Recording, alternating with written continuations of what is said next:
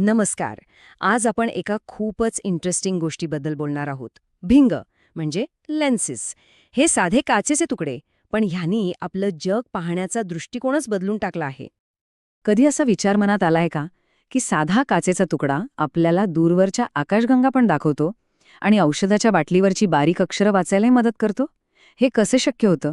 चला तर आज यामागचं रहस्य उलगडूया.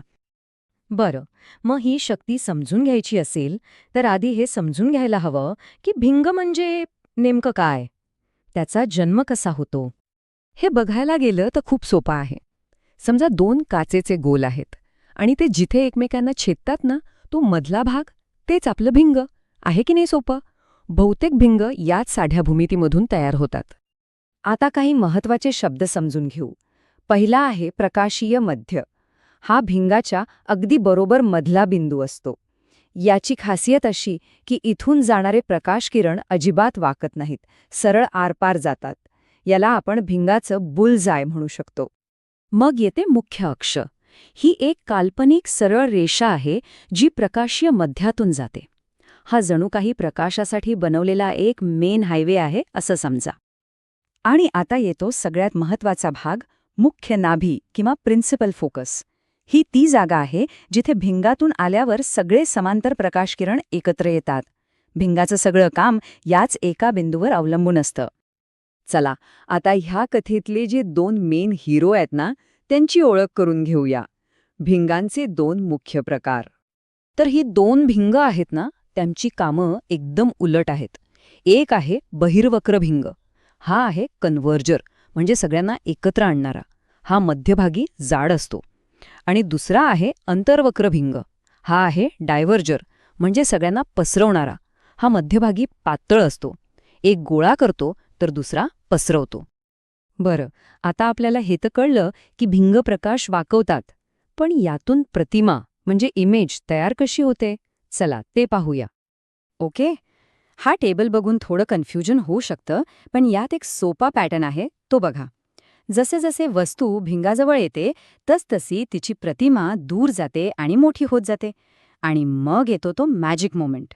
जेव्हा वस्तू अगदीच जवळ येते तेव्हा अचानक आपल्याला एक मोठी, सरळ आणि आभासी प्रतिमा दिसते. आणि हेच तर आहे मॅग्निफाईंग ग्लासचं सिक्रेट. अंतर्वक्र भिंगाची गोष्ट मात्र खूपच सरळ आहे. त्याचं काम ठरलेलं आहे. ते नेहमी एक लहान, सरळ आणि आभासी प्रतिमाच बनवतं. वस्तू लहान आणि दूर दिसाव्यात यासाठी हे वापरलं जातं. आत्तापर्यंत आपण जे काही शिकलो ते सगळं आपल्या प्रत्येकाजवळ असलेल्या एका अद्भुत उदाहरणाशी जोडून पाहूया. हो, मी आपल्या डोळ्यांबद्दलच बोलतोय. आपला डोळा म्हणजे एक अफलातून लेन्स सिस्टम आहे. यात एक टीम काम करते. पारपटल म्हणजे कॉर्निया हा प्रकाशाला वाकवण्याचं सुरुवातीचं जास्त काम करतो. आणि मग येतो आपला मेन प्लेयर, डोळ्यातलं भिंग. ते फोकसिंगचं फायनल टचअप करतं. आणि ही सगळी मेहनत कशासाठी? तर प्रतिमा मागच्या पडद्यावर म्हणजे रेटिनावर तयार करण्यासाठी. याला म्हणतात पॉवर ऑफ अकॉमोडेशन. ही आपल्या डोळ्याची एक सुपर पॉवरच आहे. आपल्या डोळ्यांचे स्नायू या लेन्सचा आकार बदलतात, त्याला जाड किंवा पातळ करतात. त्यामुळेच आपण दूरचा डोंगर आणि हातातलं पुस्तक दोन्ही स्पष्टपणे पाहू शकतो.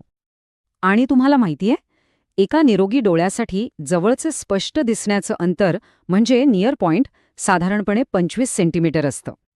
ठीक आहे, तर आता आपण ह्या सगळ्या ज्ञानाचा वापर एका अगदी सामान्य समस्येवर उपाय शोधण्यासाठी कसा होतो ते पाहूया.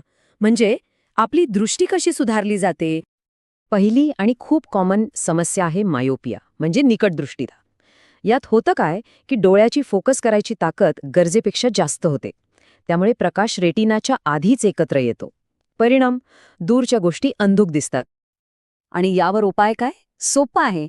एक अंतर्वक्र भिंग. आठवते, हा डायव्हर्जर आहे. हे भिंग डोळ्यात प्रकाश शिरण्याआधी त्याला थोडंसं पसरवतं आणि मग तो फोकस पॉइंट बरोबर मागे सरकून रेटिनावर येतो. Problem solved.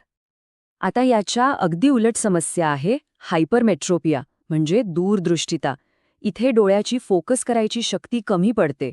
त्यामुळे प्रकाश रेटिनाच्या मागे कुठेतरी फोकस होतो आणि म्हणूनच जवळच्या वस्तू जसे की पुस्तक वाचणं अवघड होऊन बसतं. आणि यावरचा उपाय अर्थातच बहिर्वक्र भिंग, आपला कन्व्हर्जन. हे भिंग प्रकाशाला आत येताना एक एक्स्ट्रा बूस्ट देतं. त्यामुळे तो जो फोकस पॉइंट मागे गेला होता तो बरोबर पुढे खेचून रेटिनावर आणला जातो. तर विचार करा, काचेच्या एका साध्या तुकड्याने म्हणजे भिंगाने आपलं जग पाहण्याचा अनुभव पूर्णपणे बदलून टाकला. आपण आपल्या दृष्टीमधल्या चुका इतक्या सहजपणे सुधारू शकतो. मग प्रश्न हा आहे की जर आपण हे करू शकतो तर भविष्यात मानवी क्षमता वाढवण्यासाठी पुढचं पाऊल काय असेल?